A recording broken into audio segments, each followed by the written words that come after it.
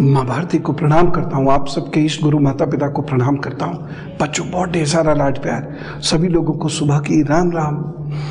मैं बेहद पवित्र स्थान पर आज खड़ा हूँ। हजारों वर्ष की स्थापित तपोभूमि पर मैं आज खड़ा हूँ और इस स्थान का महादेव से सीधा संबंध है, जो सावन के महीने में आपको जानना आवश्यक है। मैं सच में कह सकता हूँ कि आज मैं और आप सब लोग बहुत किस्मत वाले हैं जो इस स्थान पर खड़े होकर महादेव के ओम नमः शिवाय मंत्र के रहस्य को समझेंगे। बस यहाँ पर इतनी ही बात करते हैं। यहाँ परशुराम जी का फरसा है, ये बता रहा हूँ। यहाँ अखंड ज्योति है। यहाँ पर 3 प्रतिमाएं हैं। भगवान परशुराम जी के पिता ऋषि जमदग्नि, उनकी माता रेणुका जी और उनकी बहन केसरी जी। और यहाँ पर ऐसा कहा जाता है कि परशुराम जी स्वयं यज्ञ करते थे। आगे की बात बाहर करते हैं, आइए। तो दरअसल बहुत सारी चीज़ें ऐसी हैं भारत की इस महान धरती पर जिनके बारे में अभी हमें बहुत कुछ पता नहीं। हमने बहुत सारी कहानियों में चीज़ों को सुना तो है, लेकिन उन स्थानों को हमने देखा नहीं है।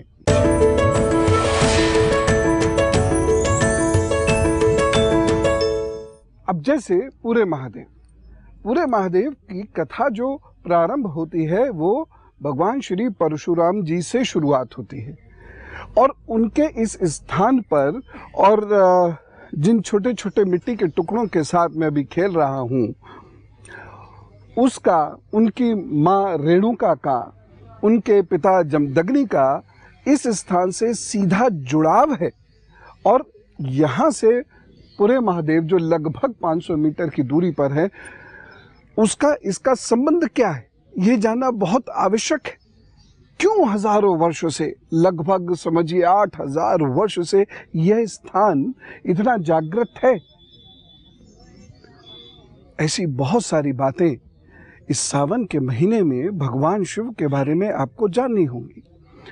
उसका कारण यह है कि जो लोग ओम के नाद के साथ भगवान शिव की आराधना और उपासना करते हैं, उन्हें निश्चित रूप से वह दिव्य शक्तियाँ, वह अद्भुत शारीरिक बल, वह विलक्षणता प्राप्त हो जाती है कि वह दुनिया में बड़े बड़े कार्य कर जाते हैं और इस लोक में भी और उस लोक में भी सफल हो जाते हैं।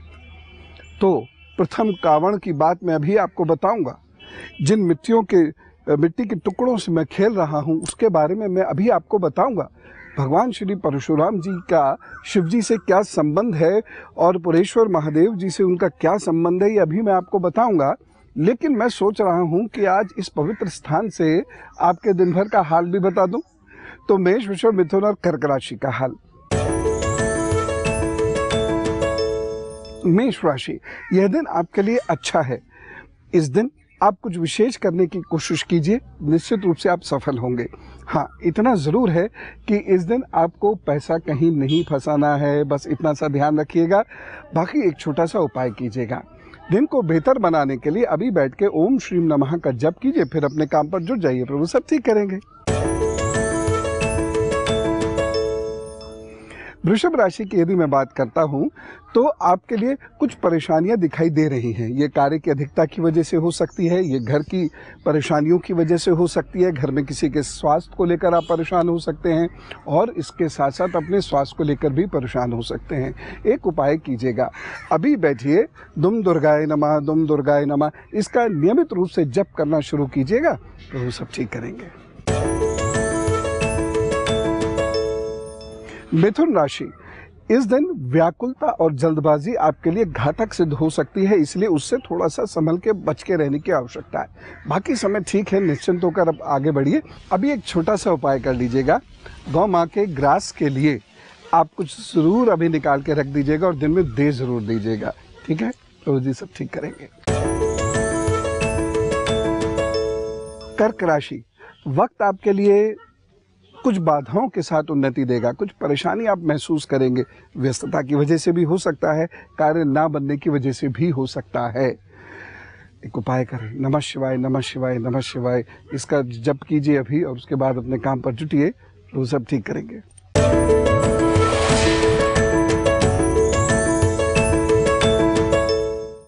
आपको बता रहा था कि भगवान परशुराम की यह स्थल है। यहाँ ऋषि जमदग्नि, उनकी माँ रेणुका, उनके 4 भाई, उनकी बहन केसरी, सभी यहाँ पर रहते थे। यहाँ से लगभग 500 मीटर दूर हरनंदी नाम की एक नदी बहती है, जिसे आज हिंडन नाम से जाना जाता है, और उस हरनंदी से इस आश्रम का सीधा संपर्क था। उस स्थान की मिट्टी और इस स्थान की मिट्टी कुछ विशेष है, जहाँ से कहा जाता है कि माँ रेणुका नित्य प्रतिदिन जल के लिए घड़ा बनाती थी, फिर उसको वो तोड़ देती थी, और उन घड़ों के अवशेष आज तक मिलते हैं, ऐसी यहाँ की मान्यता है। लोग ये भी यहाँ कहते हैं कि ये वो मिट्टी के टुकड़े हैं जो माँ रेणुका घड़े बनाती थी, उसके ये टुकड़े हैं। ये पकी हुई मिट्टी नहीं है, ये सूखी हुई मिट्टी है, और इस पर पानी रगड़कर या इसको पानी में रगड़कर यदि स्किन पर लगाया जाता है तो बहुत सारे फोड़े, फुंसी, छाले आदि ठीक होते हैं, ऐसा यहाँ की मान्यता है। और लोग जब यहाँ आते हैं तो बहुत सारे ऐसे टुकड़े अपने साथ वह ले जाते हैं। एक और चीज़ मैं यहाँ आपसे कहना चाहूँगा भगवान श्री परशुराम जी के बारे में। वह शिव के अनन्य भक्त हैं, और उनका एक बहुत बड़ा कार्य भगवान शिव की तरफ से है, ये जो दायित्व है उनके पास, और वो ये है कि इस धरती पर उन्होंने न्याय व्यवस्था को बनाया। उस न्याय व्यवस्था के आड़े में हये वंश के कुछ क्षत्रिय आ रहे थे। 21 वो राजाओं को उन्होंने मारकर पुनः न्याय व्यवस्था बनाई, धर्म की स्थापना की। ऐसा नहीं है पूरी धरती से उन्होंने 21 बार क्षत्रियों का नाश किया। हये वंश के 21 क्षत्रियों का उन्होंने, उन राजाओं का उन्होंने सर्वनाश किया जो धर्म व्यवस्था के राह में रोड़े बन रहे थे। यहाँ पर जो कि तप स्थली है, तो यहाँ का जो एक अपना स्पंदन है, यहाँ की जो एक अपनी ऊर्जा है, वह अद्भुत है। और इसीलिए जब यहाँ बैठ के आप नमः शिवाय कहेंगे तो निश्चित रूप से आपके बहुत सारे विकार दूर होंगे, और साथ ही साथ बहुत सारी परेशानियां, समस्याएं भगवान शिव की कृपा से वह दूर होंगी। अब यहाँ आप ये ज़रूर सोच रहे होंगे कि मैं ये क्यों नहीं कह रहा कि ओम नमः शिवाय कहें, मैं ये क्यों कह रहा हूँ आप नमः शिवाय कहें। उसके पीछे कारण है। सामान्य पूजा जब आप घर पे करते हैं तो उसमें ओम नाद का उच्चारण नहीं होगा, ओम नाद का स्वर प्रस्तुत नहीं होगा, सिर्फ नमः शिवाय, क्योंकि हम वहाँ पर भोलेनाथ का पंचाक्षरी मंत्र जप रहे हैं, इसलिए नमः शिवाय ये पंचाक्षरी मंत्र होता है।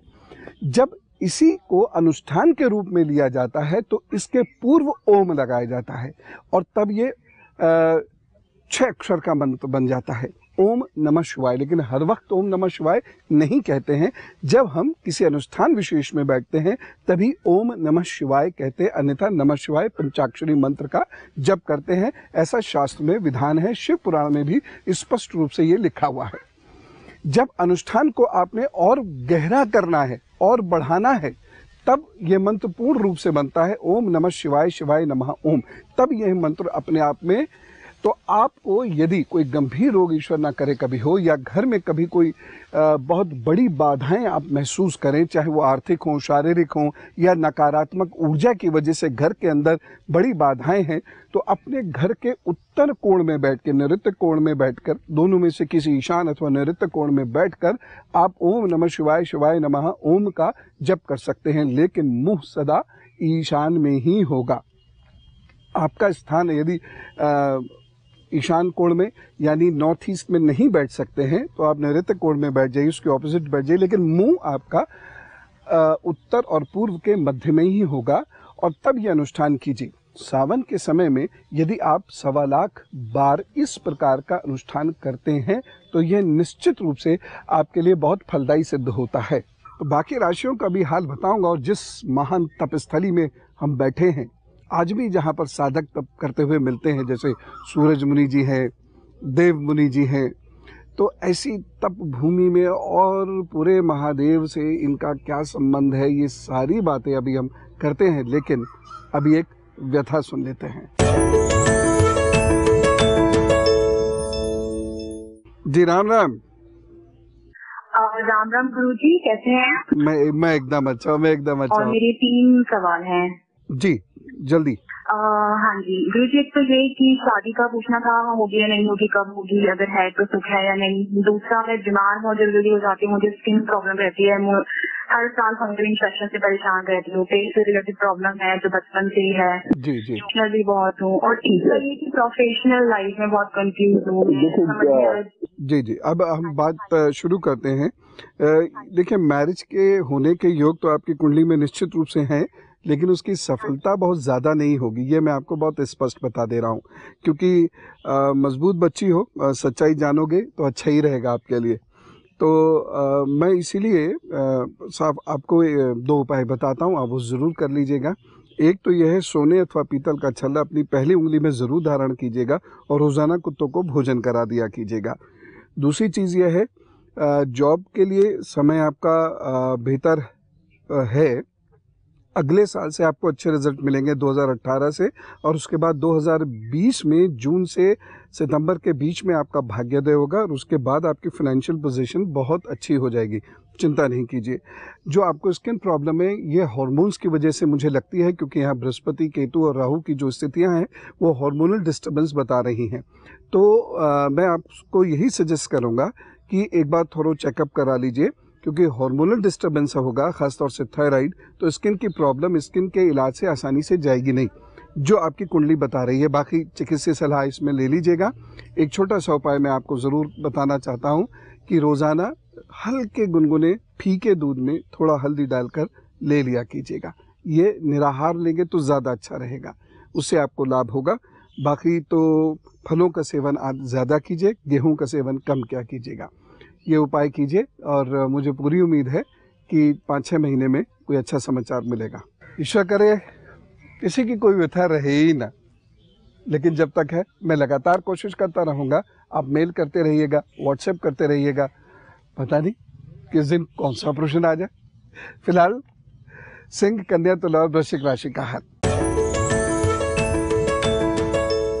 सिंह राशि, वैसे दिन ठीक है, लेकिन आपको अपने क्रोध पर बहुत काबू रखना पड़ेगा। इस दिन किसी की निंदा मत कीजिएगा, ईर्ष्या मत कीजिएगा, चुपचाप सरलता से अपना कार्य करते रहिएगा, अन्यथा परेशानी हो जाएगी।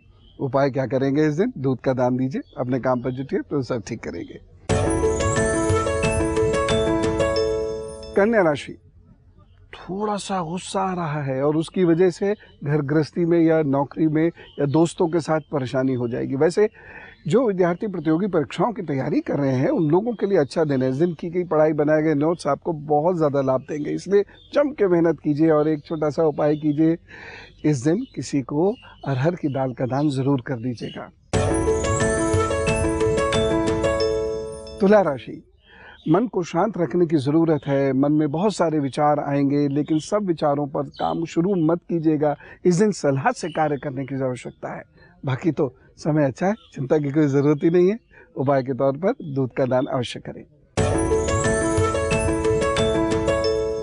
वृश्चिक राशि, धीरे धीरे छोटे छोटे कदमों के साथ आज की यात्रा पूरी करिएगा। अगर जल्दबाजी में कोई बड़ा निर्णय ले लिया, खासतौर से धन और संपत्ति संबंधी, तो आपको नुकसान हो सकता है। संभल के चलने की आवश्यकता है। बाकी ठीक है, ज़्यादा फिक्र करने की ज़रूरत नहीं। उपाय क्या करना है? माँ को अपने हाथ से दूध या दूध से बनी हुई चीज़ दीजिए। यदि माँ के साथ नहीं है तो माँ समान किसी स्त्री को दूध अथवा दूध से बनी हुई चीज़ दीजिए। प्रणाम कीजिए उन्हें, अपने काम पर जुटिए।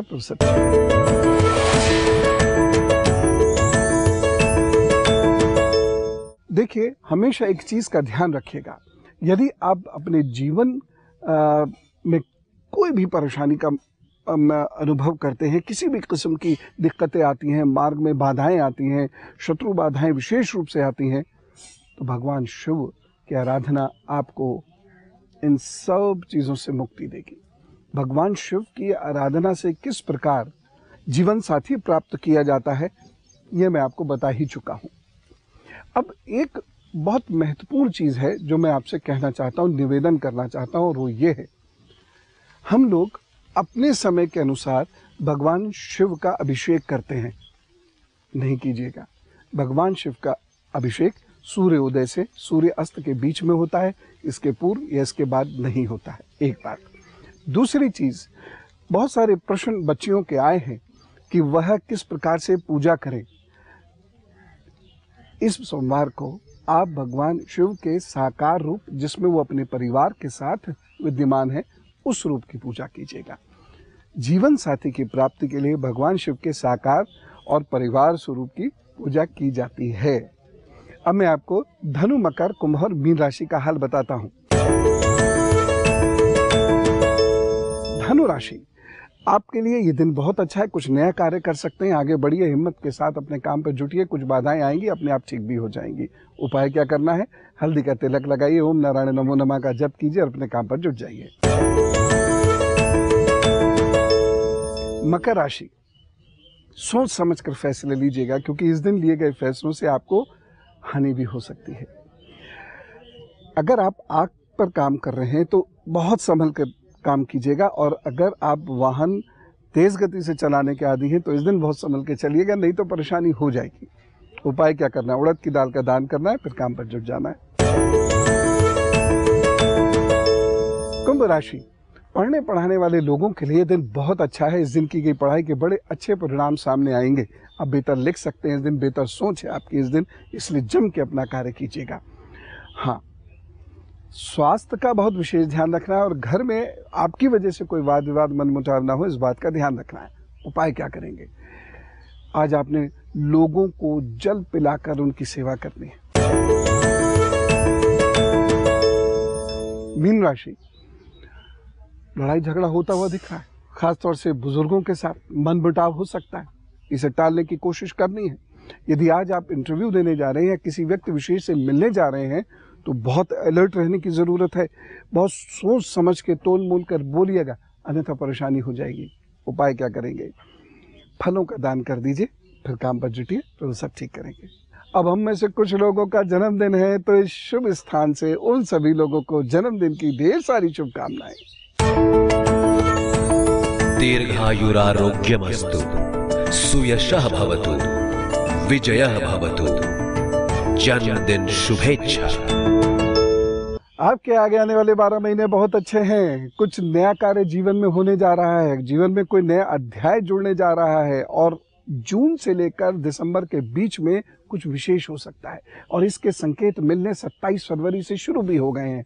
तो ये ठीक है कि संघर्ष अभी खत्म नहीं हो रहा है इन 12 महीनों में, लेकिन ये भी ठीक है कि आपको एक नया रास्ता मिल रहा है, कुछ नया कार्य कर रहे हैं। हो सकता है पुरानी कुछ चीजें छूटें, लेकिन फिर भी आपका जीवन आगे बढ़ेगा। उपाय क्या करना? रोजाना अपने इष्ट का नाम लेना है और उन्हें सफेद पुष्प अर्पित करना है। दूसरी चीज, आज माँ अथवा गुरु से पीले रंग का धागा अपनी दाहिनी कलाई में बंधवाइए, और उसके बाद अपने काम पर जुट जाइए। कुछ बड़ा सोचिए, बड़े स्वप्न देखिए, ये 12 महीने उन्हें पूरे करा देंगे। All the best.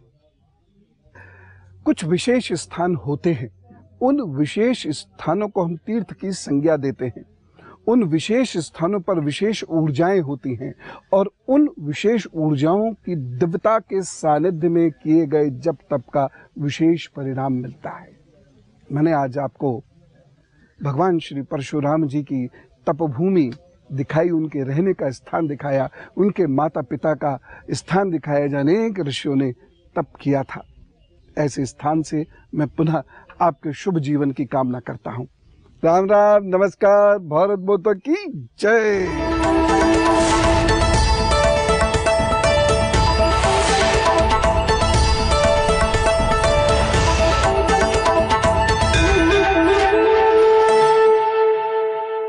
ये है एबीपी न्यूज, आपको रखे आगे।